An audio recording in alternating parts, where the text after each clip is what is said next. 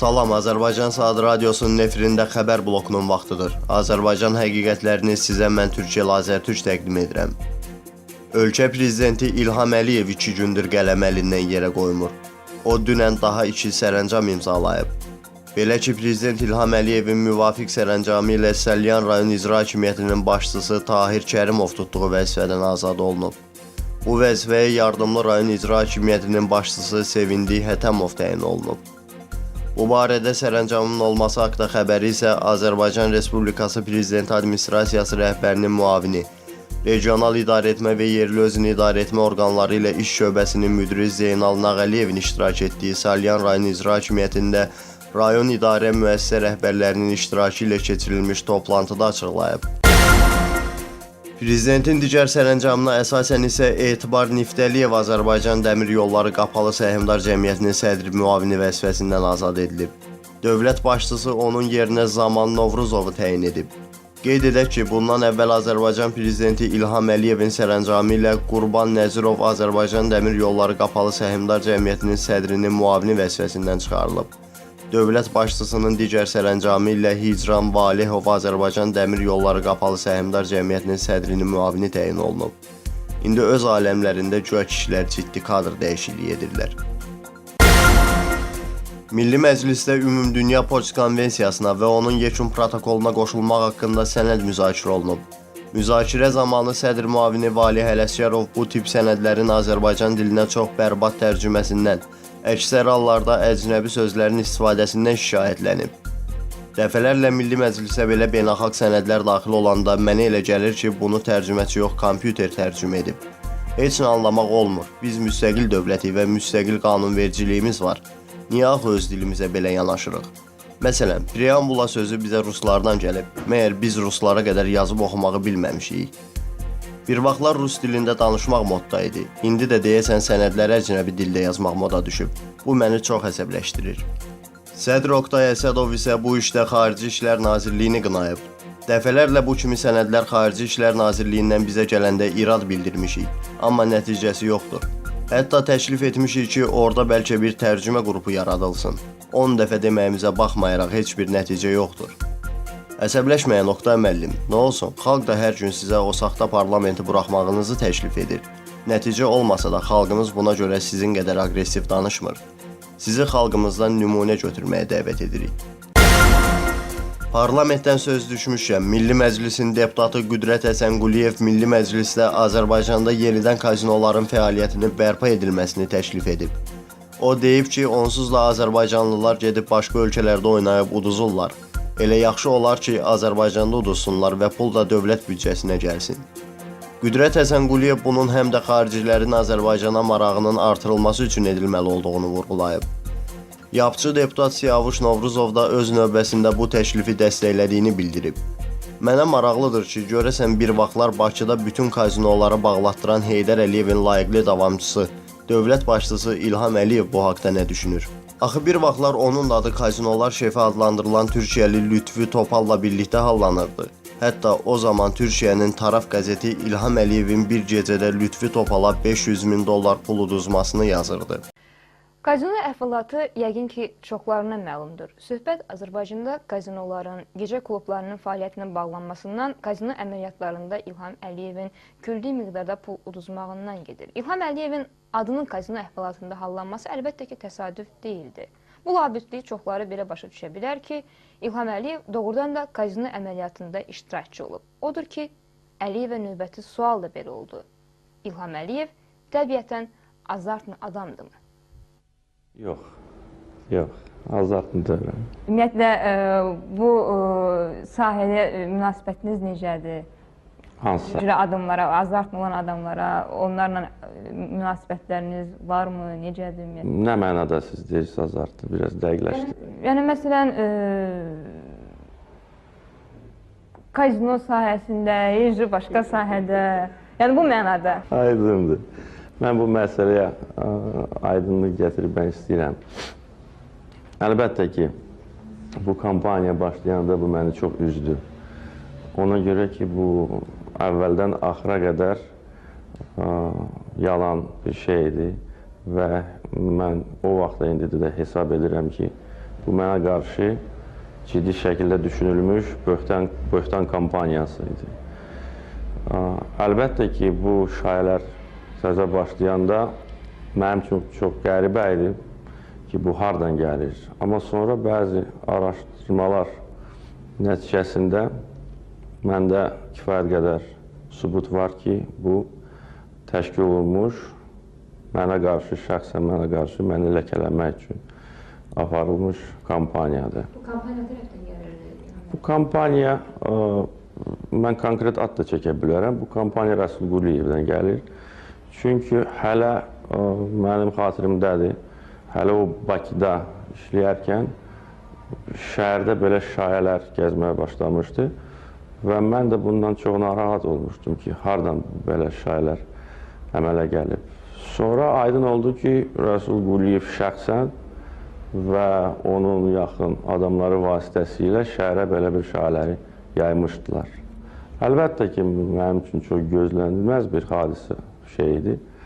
Amma o zaman mən bir söz deməyə ehtiyac duymadım.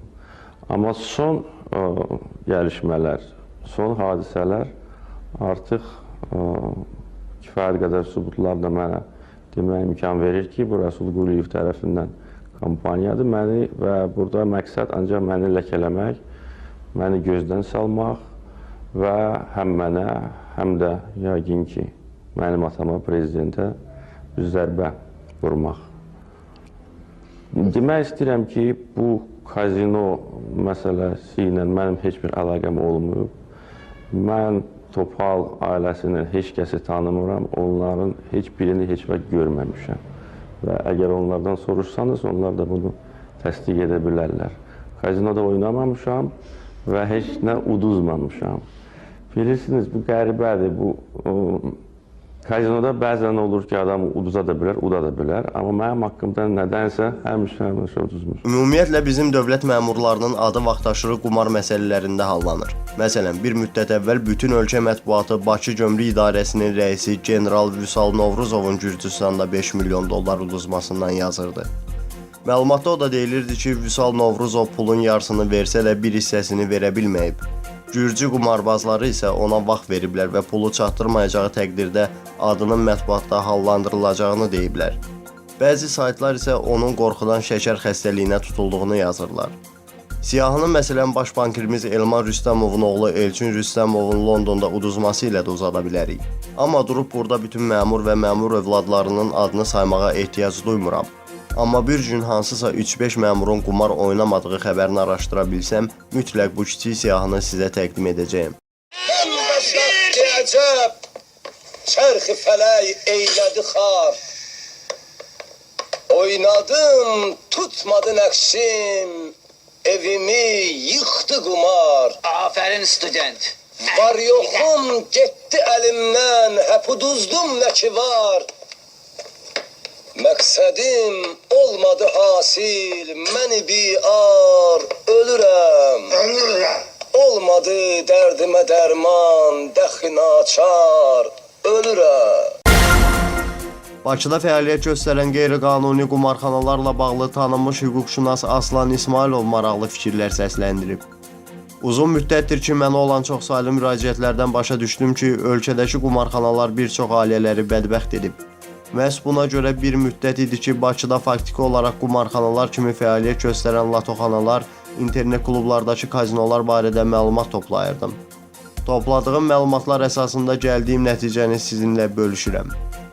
Konkret orqanların, şəxslərin adları mənə bəlli olsa da, burada onu göstərməyəcəyim, çünki bu mafiyanın gücünə bələdəm. İmkandan istifadə edib böhtan atmışam deyə asanlıqla məni həbs etdirərlər. Ancaq verdiyim məlumatdan istənilən hüquq mühafizə orqanlarına, ölkə rəhbərliyində təmsil olunanlara həmin orqanlar və şəxslər aydın olacaq. Zaten əminəm ki, aydındır, çünki söhbət milyonlardan gedir deyə Aslan İsmailov bildirib. Hüquqşünasın sözlərinə görə Bakı şəhərində 60-a yaxın belə qumarxana fəaliyyət göstərir və bunu bilən hüquq mühafizə orqanları onlardan haqq alırlar. Bakı şəhərində mərkəzi güc strukturlarına aid olan birbaş idarənin konkret əməkdaşı həmin qumarxanalara kuratorluq edir və hər ay latoxanalardan 15.000 manat, internet klublardan quraşdırılmış aparatlara uyğun olaraq 5-10 manat haqq alır. Bundan əlavə hər rayonun bir hüquq mühafizə orqanının idarəsi də həmin obyektlərdən aylıq 5000 manat haqq alır.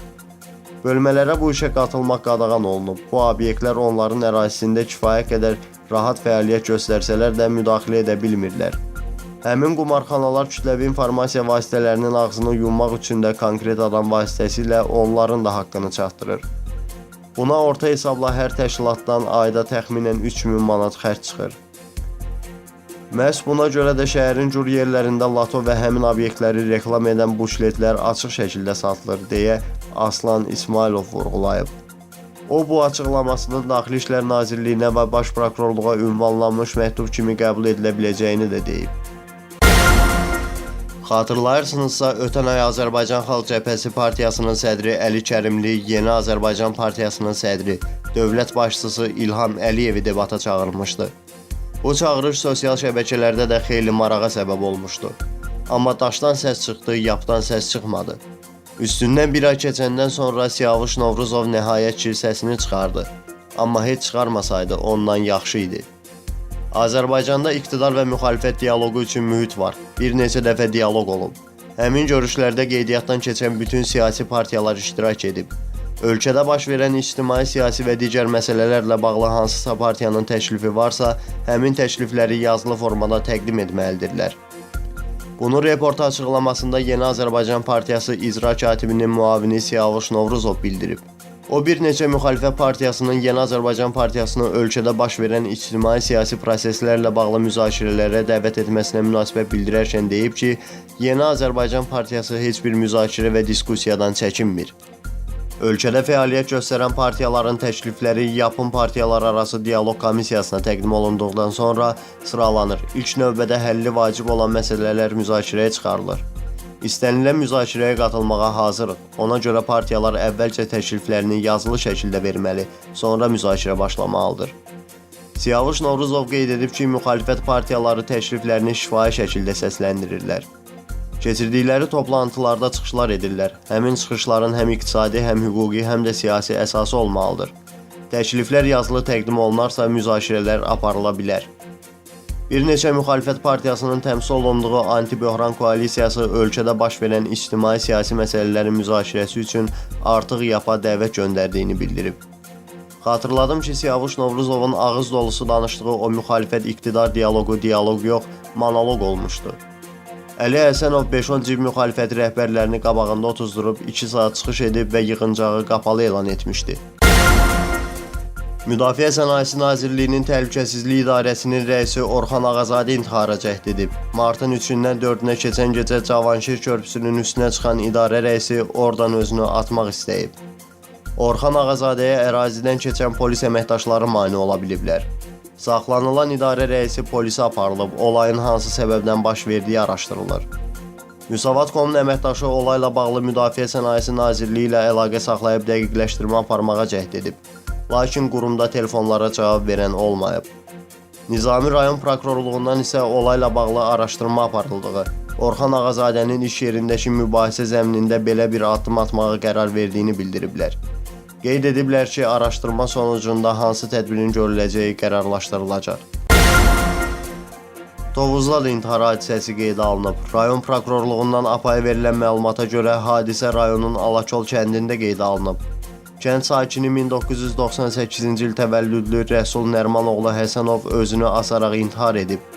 İntiharın səbəbi hələlik məlum deyil. Faktla bağlı Cinayət Məcəlləsinin 125-ci özünü öldürmə həddinə çatdırma maddəsi ilə cinayət işi başlanıb istintaq aparılır.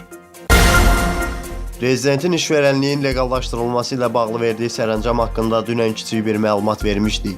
İndi isə keçirik detallara. Polis orqanları ilə əməkdaşlıq edən şəxslər fəaliyyətə başlamazdan əvvəl Daxili İşlər Nazirliyində müəyyən edilmiş qaydada müvafiq hazırlıq keçirilər. Daxili İşlər Nazirliyi polis orqanları ilə əməkdaşlıq edən şəxsləri xüsusi geyim forması, döş nişanı və vahid nümunəli vəsiqə ilə təmin edir. Geyim formasının, döş nişanının, vəsiqənin təsviri və nümunələri Daxili İşlər Naziri tərəfindən təsdiq edilir. Həmin şəxslərin fəaliyyəti bu məqsədlər üçün Daxili İşlər Nazirliyinə ayrılan dövlət büdcəsi vəsait hesabına maliyyələşdirilir. Onların hüquq və vəzifələrini, sosial və digər təminatlarını müəyyən edən müqavilə bağlanır. İctimai vəzifələrini yerinə yetirərkən dövlət tərəfindən onlar müdafiə olunurlar.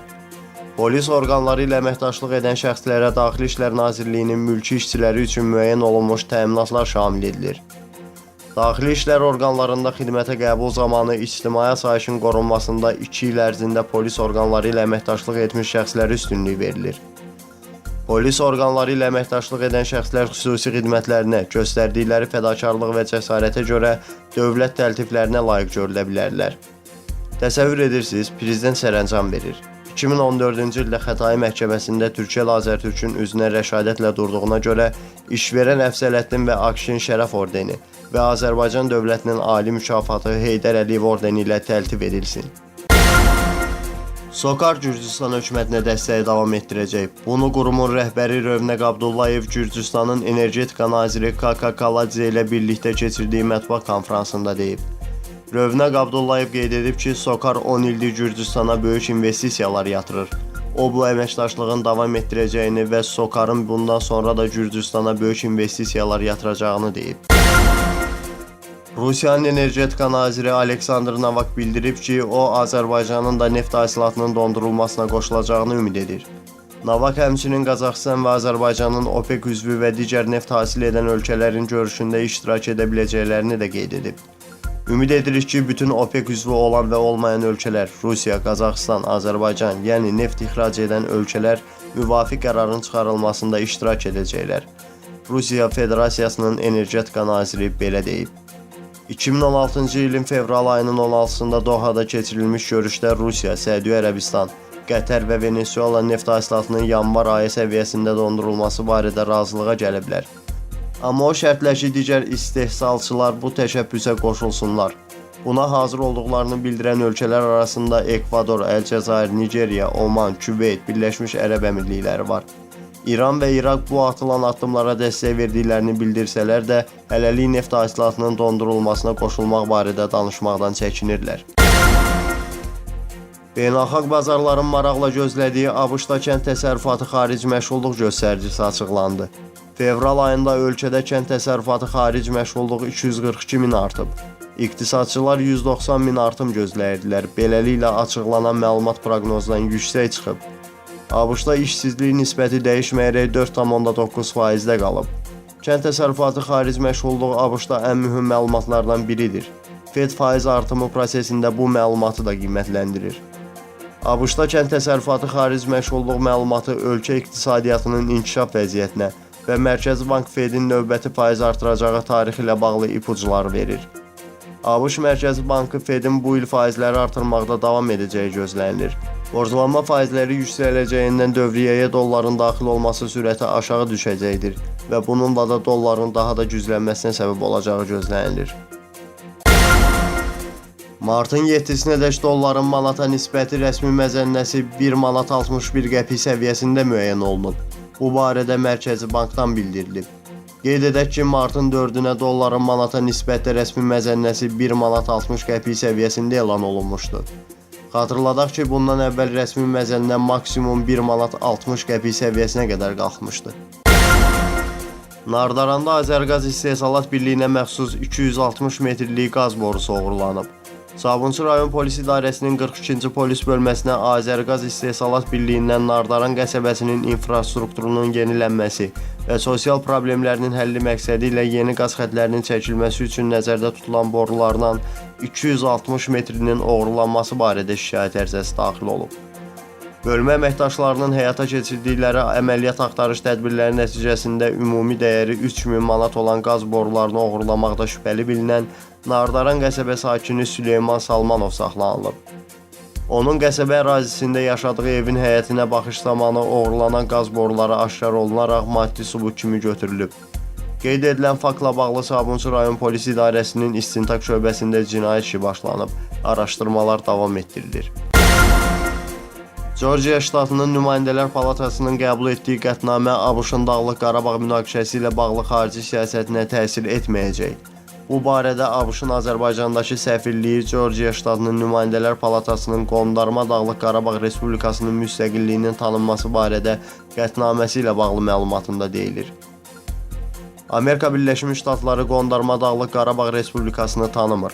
ABŞ-ın xarici siyasəti federal hökumət tərəfindən müəyyən edilir. Georgiya ştatının nümayəndələr palatasının Dağlıq Qarabağla bağlı qəbul etdiyi qətnamə ştatın qanunverici orqanının fikridir və ABŞ-ın bu məsələ ilə bağlı xarici siyasətini dəyişməyəcək. ABŞ səfirliyinin mətbuat xidməti qeyd edib. Xatırladaq ki, Ermənistan kütləvi informasiya vasitələrində Georgiya ştatının nümayəndələr palatasının qondarma Dağlıq Qarabağ Respublikasının müstəqilliyinin tanınması barədə qətnamə qəbul etməsi barədə məlumatlar yayılıb.